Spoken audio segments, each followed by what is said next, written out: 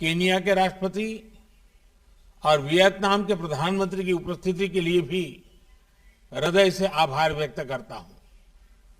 Excellencies, समंदर हमारी साझा धरोहर है। हमारे समुद्री रास्ते इंटरनेशनल ट्रेड की लाइफलाइन है और सबसे बड़ी बात यही है कि ये समंदर हमारे प्लेनेट के भविष्य के लिए बहुत महत्वपूर्ण है। लेकिन हमारी इस साझा समुद्री धरोहर को आज कई प्रकार की चुनौतियों का सामना करना पड़ रहा है। पायरेसी और आतंकवाद के लिए समुद्री रास्तों का दुरुपयोग हो रहा है।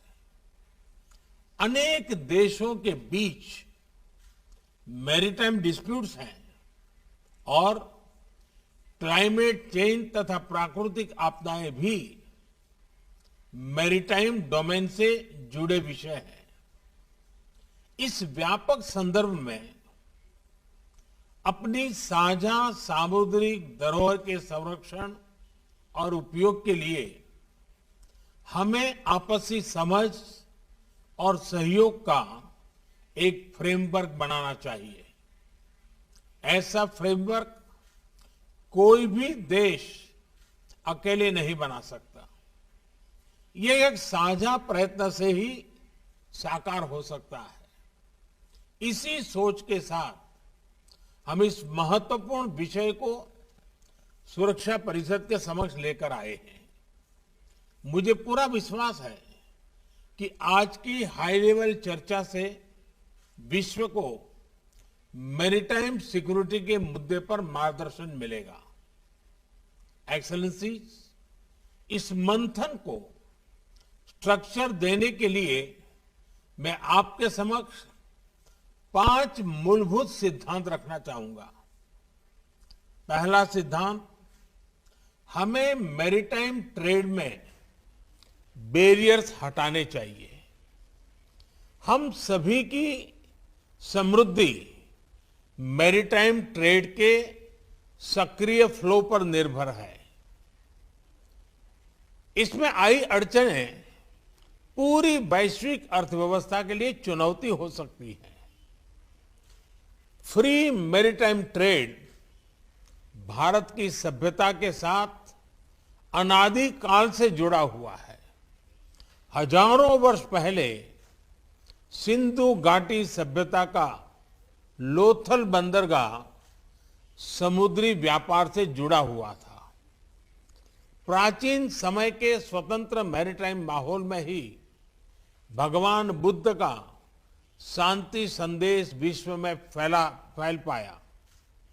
आज के संदर्भ में भारत ने इसी खुले और इंक्लूसिव एथोस के आधार पर SAGAR, security and growth for all in the region का विजन परिभाषित किया है। इस विजन के जरिए हम अपने क्षेत्र में मैरीटाइम सिक्योरिटी का एक इंक्लूसिव ढांचा बनाना चाहते हैं। ये विजन एक सेफ, सिक्योर और स्टेबल मैरीटाइम डोमेन का है। फ्री मैरीटाइम ट्रेड के लिए यह भी आवश्यक है कि हम एक दूसरे के नाविकों के अधिकारों का पूरा सम्मान करें। दूसरा सिद्धांत, मैरीटाइम डिस्प्यूट्स का समाधान शांतिपूर्ण और अंतर्राष्ट्रीय कानून के आधार पर ही होना चाहिए। आपसी ट्रस्ट और कॉन्फिडेंस के लिए यह अति आवश्यक है। इसी माध्यम से हम वैश्विक शांति और स्थिरता सुनिश्चित कर सकते हैं। भारत ने इसी समझ और मैच्योरिटी के साथ अपने पड़ोसी देश बांग्लादेश के साथ अपनी मैरीटाइम बाउंड्री को सुलझाया है। तीसरा सिद्धांत, हमें प्राकृतिक आपदाओं और नॉन स्टेट एक्टर्स, इनके द्वारा पैदा किए गए मैरीटाइम थ्रेट्स का मिलकर सामना करना चाहिए। इस विषय पर क्षेत्रीय सहयोग बढ़ाने के लिए भारत ने कई कदम लिए हैं। साइक्लोन, सुनामी और प्रदूषण संबंधित समुद्री आपदाओं में हम फर्स्ट रिस्पॉन्डर रहे हैं। पायरेसी को रोकने के लिए भारतीय नौसेना में 2008 से हिंद महासागर में पेट्रोलिंग कर रही है। भारत का वाइट शिपिंग इंफॉर्मेशन फ्यूजन केंद्र हमारे क्षेत्र में साझा मैरीटाइम डोमेन अवेयरनेस बढ़ा रहा है। हमने कई देशों को हाइड्रोग्राफिक सर्वे सपोर्ट को और समुद्री सुरक्षा में प्रशिक्षण भी दिया है। हिंद महासागर में भारत की भूमिका एक नेट सिक्योरिटी प्रोवाइडर के रूप में रही है। चौथा सिद्धांत, हमें मैरीटाइम एनवायरनमेंट और मैरीटाइम रिसोर्सेज को संजोकर रखना होगा। जैसा कि हम जानते हैं, ओशन का क्लाइमेट पर सीधा इंपैक्ट होता है और इसलिए हमें अपने मैरीटाइम एनवायरनमेंट को प्लास्टिक्स और ऑयल स्पिल्स जैसे प्रदूषण से मुक्त रखना होगा और ओवरफिशिंग और मैरीन पोचिंग के खिलाफ साझा कदम उठाने होंगे। साथ ही हमें ओशन साइंस में भी सहयोग बढ़ाना चाहिए। भारत ने एक महत्वाकांक्षी डीप ओशन मिशन लॉन्च किया है। हमने सस्टेनेबल फिशिंग को प्रोत्साहन देने के लिए भी कई पहले ली है।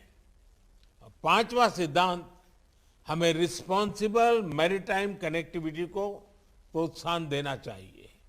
यह तो स्पष्ट है कि समुद्री व्यापार को बढ़ाने के लिए इंफ्रास्ट्रक्चर का निर्माण आवश्यक है, लेकिन ऐसे इंफ्रास्ट्रक्चर प्रोजेक्ट्स के डेवलपमेंट में देशों की फिस्कल सस्टेनेबिलिटी और एब्सॉर्प्शन कैपेसिटी उसको भी ध्यान में रखना होगा।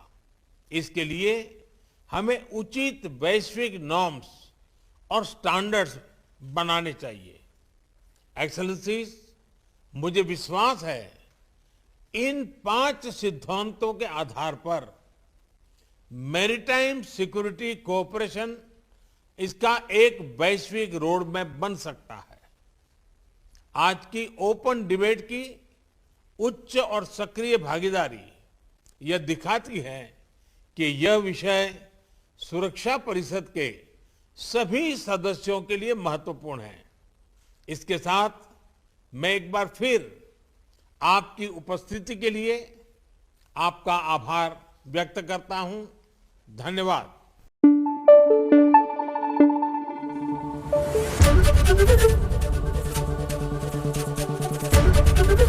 एबीपी न्यूज आपको रखे आगे।